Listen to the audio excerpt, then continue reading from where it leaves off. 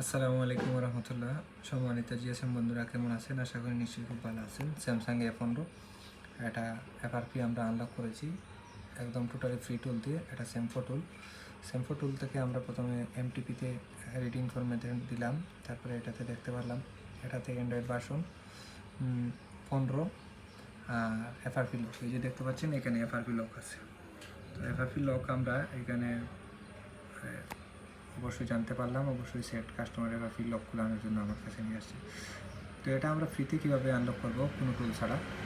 প্রথমে আমরা এখানে দেখো, আপনারা খেয়াল করবেন এখানে এটা বাইনারি ভার্সনটা কি, বাইনারি ভার্সনটা হচ্ছে S7। তো আমরা এই স্যামফো টুল থেকেই আমরা টোটালি কাজ করব।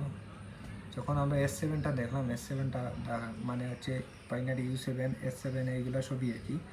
তো আমরা এখানে যখন এমটিপি ইনফরমেশনের ক্লিক করলাম, এখানে ফার্মওয়্যারের লিঙ্ক দিয়ে দিছি। আমরা লিঙ্কে যখন ক্লিক করলাম, ক্লিক করা মাত্র ওয়েবসাইটে ঢোকার পরে এখানে আমরা দেখাবো বিষয়টা কীভাবে আমি আনলকটা করলাম।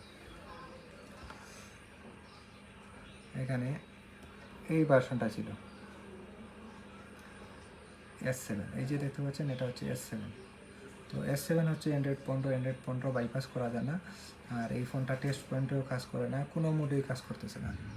এটা সব মন্ত্রে কাজ করা শেষ, কেউ এটা পারেনি।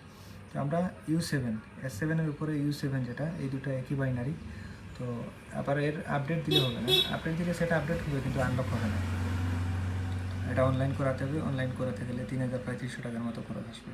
তো আমরা S7-এর জায়গায় U7 দিতে পারবো, ঠিক আছে? আবার U6 দিব না, ডাউনলোড করা যাবে না, আবার বেশি আপডেটও করা যাবে না। শুধু বাইনারি ঠিক রেখে শুধু অ্যান্ড্রয়েড ভার্সনটা 15 থেকে 16-তে আমরা ডাউনলোড করব। তো আমরা ডাউনলোড করে রেখেছি অলরেডি। ডাউনলোড করার পর এখানে দেখেন, ডাউনলোড করার পর আমরা এখানে কী করলাম, এটা ফাইলটা শো করালাম। এই যে ফাইল দেখেন U7। তারপর আমরা এটা ফ্লাশ করলাম।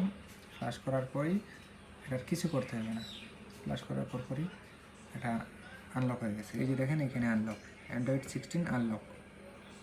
আর ওপরে কী ছিল, অ্যান্ড্রয়েড 15 লক।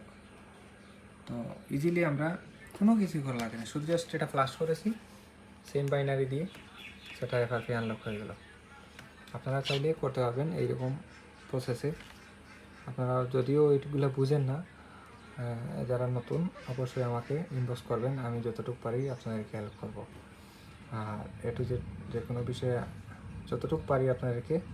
আমার কাছে কিন্তু এই ফোনটা আনলক করার জন্য অনেকটা ডিভাইস আছে, সবগুলা দিয়ে আমি আনলক টুলটি ট্রাই করছি। তারপরে আপনার আমার কাছে F64 আছে, তারপরে EFI বক্স আছে, আইএসপি কানেকশনও পাচ্ছে না, তারপরে টেস্ট পয়েন্টও কাজ করতেছে না। এই মেথডটা হচ্ছে without risk, without box, free solution, ঠিক আছে? তো আমি আপনাদেরকে প্র্যাকটিক্যালি এই যে দেখেন, আমি অলরেডি আনলক করে ফেলেছি ফোনটা, টোটালি আনলক। এই যে দেখেন আমার কাছে EFI বক্স আছে, F64 এইগুলো সবই বক্স আছে, তারপরে এটা আনলক করা যায় না। ভিউয়ার্স, আমার মেথডটা আপনাদের কার কার ভালো লাগছে এবং উপকৃত হয়েছেন আমাকে জানাবেন। ধন্যবাদ সবাইকে। আসসালামু আলাইকুম।